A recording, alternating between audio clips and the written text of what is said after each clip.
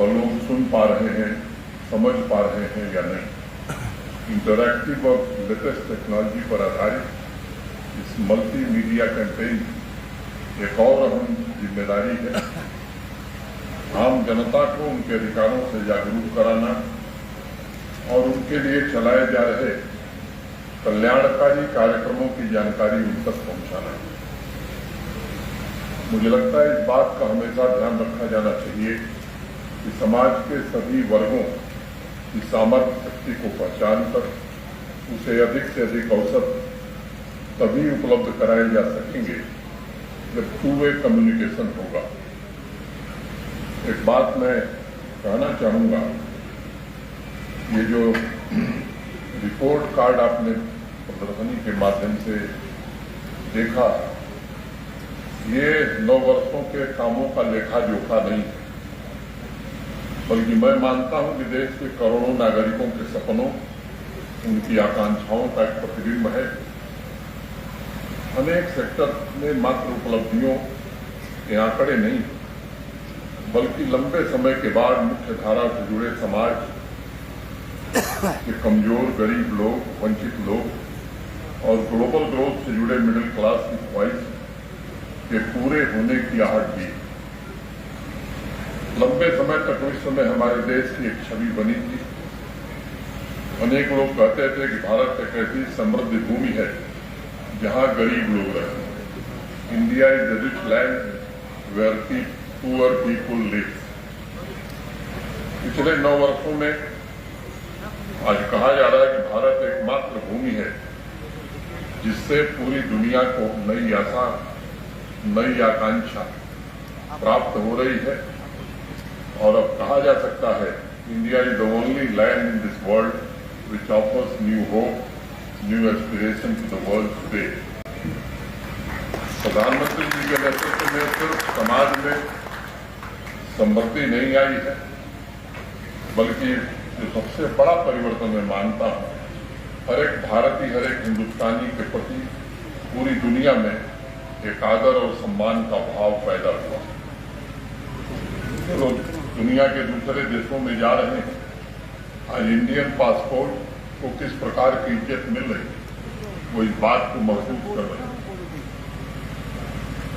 आज दुनिया की 5वीं बड़ी अर्थव्यवस्था, सबसे बड़ी इकोनॉमिक पावर 5वीं बन गए हैं।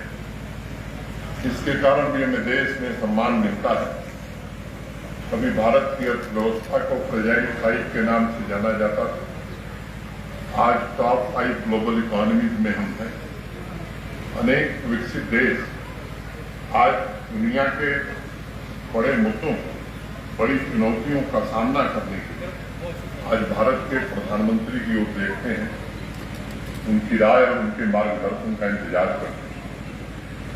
अभी कुछ वर्ष पहले की बात है, पूरी दुनिया एक ऐसी महामारी, कोरोना या कोविड जो कहें, लगता था कि रास्ता नहीं सूझ रहा। और उस महामारी के दौरान चाहे वो कोविड की वैक्सीन बनाना हो, दुनिया की सबसे बड़ी आबादी का टीकाकरण करना हो, या वैक्सीन मैत्री के जरिए 100 से ज्यादा देशों की मदद करने का सवाल, भारतवर्ष ने साबित किया कि हर एक चुनौती का समाधान भारत के पास है और दूसरे का कल्याण करने के लिए हमारा देश अपनी पुरातन परंपरा के लिहाज से सदैव तत्पर है। 9 वर्ष माने 3285 दिन, 3285 डेज। आप अगर विचार करेंगे तो मेरी राय से सहमत होंगे, हमारे देश के लिए एक समावेशी, प्रगतिशील और सतत विकास के ये दिन रहे हैं।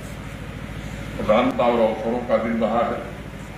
गरीब, वंचित, किसान, नारी, युवा वर्ग, कारोबारी तथा स्वास्थ्य, शिक्षा, राष्ट्रीय सुरक्षा, आर्थिक प्रगति, यानी समाज के सभी क्षेत्रों और सभी वर्गों में राष्ट्रीय निर्माण के सभी सेक्टर ने तरक्की के नए कीर्तिमान स्थापित किए हैं।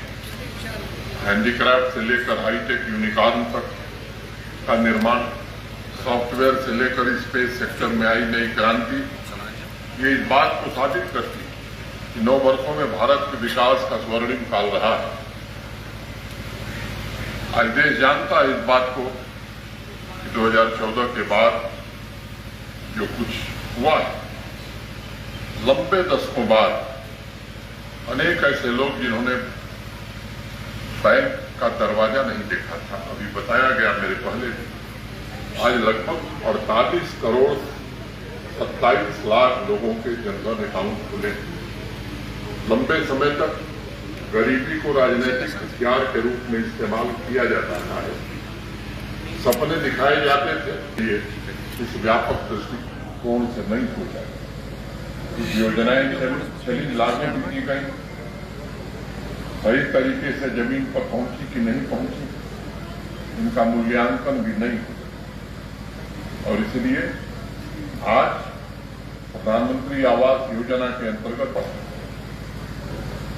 अगर हिसाब आप लगाएं, आप तो विद्यार्थी हैं, मैथमेटिक्स आप पढ़ते हैं, तो एक दिन में 10,000 परिवारों को नया घर मिला है।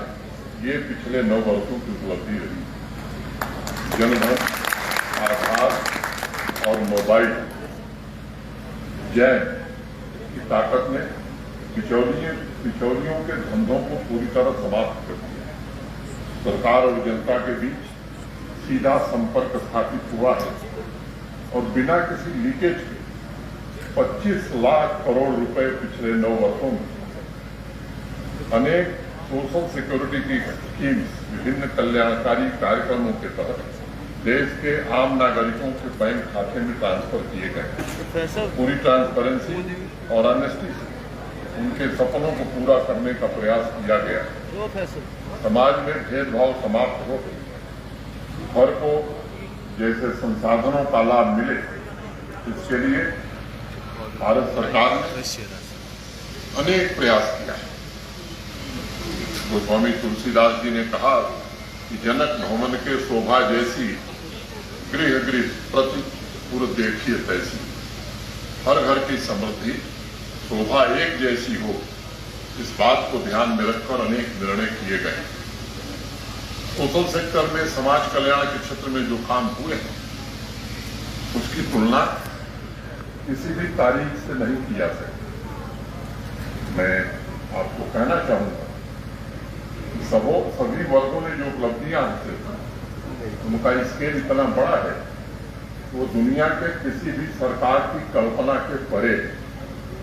अमेरिका और फ्रांस, यूरोप की आबादी के बराबर लोगों को आज भारत में आयुष्मान भारत के तहत मुफ्त इलाज दिया जा रहा है। और जम्मू कश्मीर में तो हर परिवार को 5 लाख रुपए का इंश्योरेंस दिया गया है। 2 करोड़ रुपए प्रतिदिन लोगों के इलाज को जम्मू कश्मीर प्रशासन माननीय प्रधानमंत्री जी के कारण खर्च कर रहा है। इतने बड़े स्केल पर दुनिया के किसी भी देश ने आज तक वेलफेयर सोसाइटी की स्थापना नहीं की थी।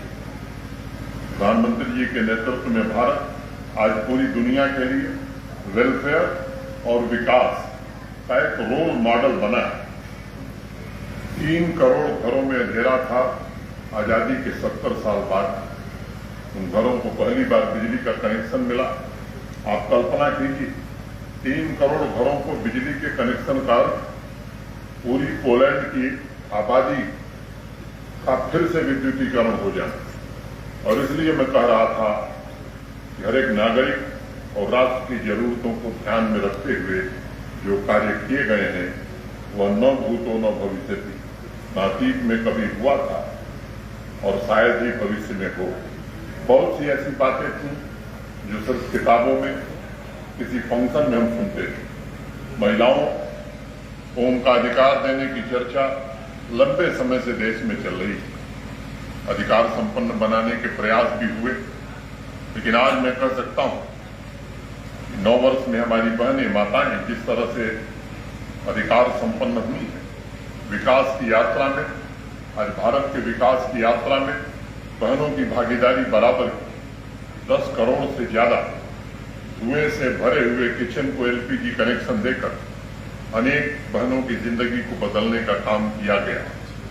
अगर दुनिया में आप तुलना करें तो इस अभियान का मतलब है जर्मनी जैसे देश के हर एक नागरिक को एलपीजी कनेक्शन देना। स्टैंड अप इंडिया के तहत दी गई सहायता में 80% हिस्सेदारी हमारी बहनों, 80 करोड़ लोगों को मुफ्त अनाज दिया जा रहा। अभी चौधरी साहब ने बताया कि 11 करोड़ से ज्यादा टॉयलेट्स का निर्माण इस देश में किया गया है।